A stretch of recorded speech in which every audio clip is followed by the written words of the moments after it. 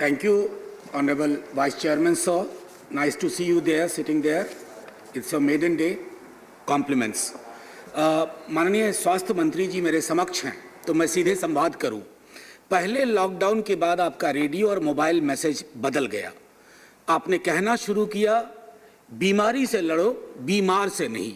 लेकिन तब तक नुकसान हो गया था। देश में लोग बीमार से लड़ने लगे थे। एक राज्य है जहां सिंगल सोर्स नाम का एक डेटा आने लगा, और भी टेलीविजन डिबेट्स देख लीजिए उस दौर की, वो हमारे बौने कद को दर्शाता है। माननीय मंत्री महोदय, मैं जानता हूं आपके नेतृत्व में पूरा देश, हम सब मिलकर के कोरोना संक्रमण से तो निकल लेंगे, आज नहीं तो कल। लेकिन ये जो जहर हमारे समाज में बो दिया गया, उससे कब निकलेंगे मैं भरोसेमंद नहीं हूं। एक राज्य और है, मेरा ही राज्य, उन्होंने मजदूरों को ही कह दिया कि कोरोना कैरियर है, तमाम तरह की बाधाएं खड़ी की गई।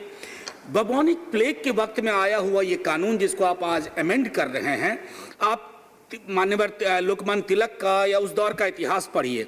ये कई दफा आर्बिट्ररी अरेस्ट को भी कभी एक सबब बन जाता था। लोगों ने इस पर विस्तार से लिखा है। अभी हाल में उत्तर प्रदेश में आपके ऑर्डिनेंस को इन्वोक करके एंटी-सीएए प्रोटेस्टर्स अरेस्ट किए गए हैं। अब मैं कुछ मूल जो एक्ट में चीजें हैं उस पर आता हूं sir. The act does not define epidemic, pandemic और डेंजरस पेंडेमिक एटसेट्रा। ये एग्जीक्यूटिव डिस्क्रिशन को छोड़ा गया है सर। मैं समझता हूं इस पर थोड़ा विचार कर लीजिएगा। The act allows central government and the state government to take measures and prescribe regulations to prevent the spread. I believe some kind of model, an enabling model, should be provided to the states so that it could be taken. विधेयक नागरिकों के obligation की बहुत विस्तार से बात करता है महामारी के दौरान, लेकिन सरकार और सरकारों के दायित्व और कर्तव्य पर मैं समझता हूं थोड़ा मौन है, थोड़ी चुप्पी है।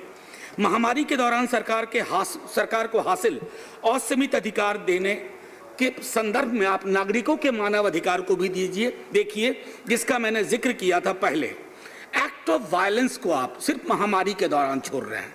मैं समझता हूं कि इसको थोड़ा स्प्रेड ओवर किया जाए, क्योंकि महामारी कब शुरू हुई, कब खत्म हुई, इसको अगर हमने एम्बिग्विटी में छोड़ा तो थोड़ी मुश्किल होगी सर। एक टिप्पणी और करता हूं। मेरा मानना है sir, doctors, nurses, health care professionals, ये सारे इस लड़ाई में हैं। आप अच्छा कर रहे हैं कि उनको एक सेंस ऑफ प्रोटेक्शन दे रहे हैं सर।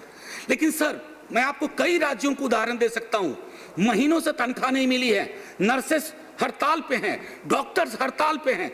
ये देखिए, मैं मानता हूं प्रतीक का महत्व है कि पुष्प वर्षा हो, ये प्रतीक महत्वपूर्ण होते हैं कभी कभी, लेकिन प्रतीक को अंत नहीं मान लेना चाहिए कि पुष्प वर्षा कर दी, अब और कोई हमारा ऑब्लिगेशन नहीं है। मैं समझता हूं सर, हम लोग प्रतीकों में जीने लगे हैं। ताली, थाली, पुष्प वर्षा, ये सब जरूरी हैं, लेकिन इनसे ज्यादा जरूरी है इंसानी जिंदगियों में दखल देना, उनके जिंदगी के कोहराम को बचाना। और मैं समझता हूं वहां सर थोड़ी कमी रही है। और आखिरी में फिर मैं एक कह करके खत्म करूंगा। एक बार सर, आप माननीय स्वास्थ्य मंत्री जी बहुत संजीदा व्यक्ति हैं, आप खुद याद कीजिए कि मार्च और अप्रैल के महीने में हमारे टेलीविजन पे क्या चल रहा था। हम कोरोना संक्रमण से नहीं लड़ रहे थे, हम लड़ रहे थे अपने लोगों से। ठेले वाले पर अटैक हो रहा था, उनकी सब्जियों को फेंका जा रहा था।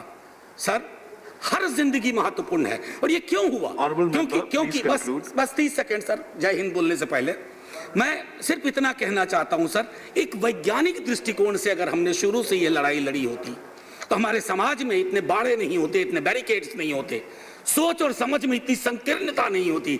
आज हम सर, फिर से मैं कहूंगा, हम बीमारी से कम, बीमार से ज्यादा लड़ रहे हैं। हमने कोरोना को ऐसा बना दिया कि हर आदमी मार्च और अप्रैल के महीने में पॉजिटिव होने के बाद भी बताता नहीं था, अरे मैं कोरोना पर, मैं क्या, ये सोच कहां से आई? ये सोच अवैज्ञानिक दृष्टिकोण से आई। इसलिए मैं इन बातों को कह करके अपनी बात खत्म करता हूं। माननीय मंत्री महोदय, ध्यान रखिएगा। जय Hind. Thank you honourable member. Honourable member Shri Vinay Vishwam ji.